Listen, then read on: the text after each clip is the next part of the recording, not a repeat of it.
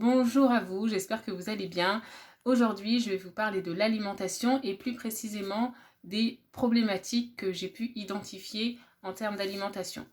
Alors, déjà, au niveau de l'alimentation, il y a plusieurs théories. Il y a déjà ce qu'on trouve autour de nous, ce que la société nous conseille. Il y a aussi plusieurs théories alimentaires et plusieurs façons de penser. Moi, aujourd'hui, je viens vous faire part de mon constat et de ce que j'en pense et de ce que vous pourriez mettre en place à votre niveau pour pouvoir être dans l'équilibre au niveau de l'alimentation. Alors, au niveau de mon constat, je me rends compte, déjà dans la société dans laquelle je vis, et puis aussi par rapport au retour que j'ai des clients que j'ai en consultation, qu'il y a souvent des déséquilibres. Alors, qu'est-ce que ça veut dire un déséquilibre? Ce n'est pas forcément uniquement par rapport aux légumes, parce que je parle beaucoup des légumes dans l'alimentation, mais ça c'est un autre sujet, mais c'est surtout le fait que tout est dans l'équilibre. Tout est dans l'équilibre, c'est-à-dire que même quand vous mangez un plat avec la bonne quantité de légumes et que vous pensez de féculents ou de protéines, des fois en fait on constate que dans un repas il va y avoir trois féculents par exemple ou trois protéines. Je peux donner par exemple l'exemple d'une salade de pâtes avec du maïs et du pain. Alors dans les pâtes il y a des féculents, les pâtes sont des féculents parce que c'est du blé, le maïs c'est un féculent et le pain c'est un féculent. Donc là il y a trois sources de féculents pour un repas, même s'il y a la moitié de légumes et il y a des protéines, il y a un déséquilibre en termes de féculents.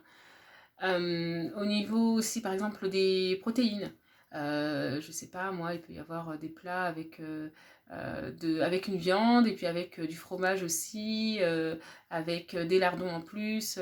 Donc tout ça en fait ça donne beaucoup trop de sources de protéines et donc ça crée un déséquilibre.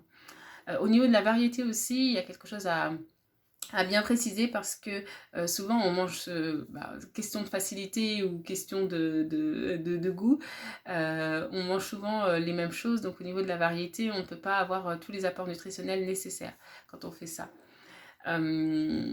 Et puis aussi en termes de qualité, parce que voilà, en fonction de ce qu'on trouve comme aliment, en fonction aussi de ce qui est important pour nous, il y a l'individualisation qui est importante aussi à noter, parce que ce qui est bon pour une personne ne l'est pas forcément pour une autre, en fonction des besoins qu'elle a en fait, en fonction de l'énergie qu'elle va dépenser dans la journée, ça c'est un facteur à vraiment prendre en compte. En fait, ce que je vous amène à faire dans tous les cas, c'est de ramener les choses dans leur contexte et faire en sorte que les choses aient du sens pour vous. Parce que vous allez savoir du coup pourquoi est-ce que vous mangez, pourquoi ça a une importance, qu'est-ce que vous devez manger. Ça va vous permettre de prendre conscience que ce qui est bon pour la bouche ne l'est pas forcément pour le corps et inversement. C'est-à-dire qu'on dit de manger des choses, par exemple quand on dit de manger des algues, on dit que c'est très bon pour la reminéralisation. Mais il y a beaucoup de personnes qui disent ah ben non c'est pas bon et qui sont prêtes à ne pas manger d'algues parce que c'est pas bon. Et du coup, elles sont prêtes du coup à ne pas donner à leur corps ce dont il a besoin. Il faut rappeler que l'alimentation sert à la nutrition, à nourrir nos cellules. Toutes les cellules qu'on a dans le corps, elles ont besoin d'être nourries et pour cela l'alimentation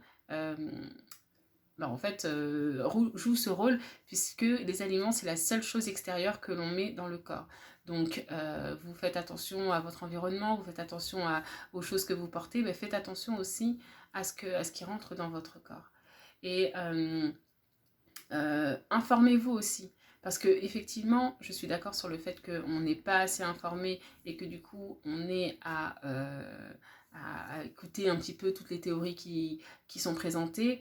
Moi, je ne vais pas vous donner de théorie forcément, mais je vais vous dire, informez-vous pour savoir quel rôle a chaque aliment dans votre corps.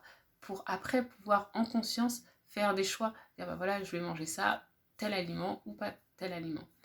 Donc voilà, c'était juste 3 minutes pour vous expliquer rapidement ce que j'avais constaté au niveau de l'alimentation. N'hésitez pas si vous avez des questions, des commentaires. N'hésitez pas aussi à liker, à commenter ou à partager cette vidéo. Et je vous dis à très bientôt.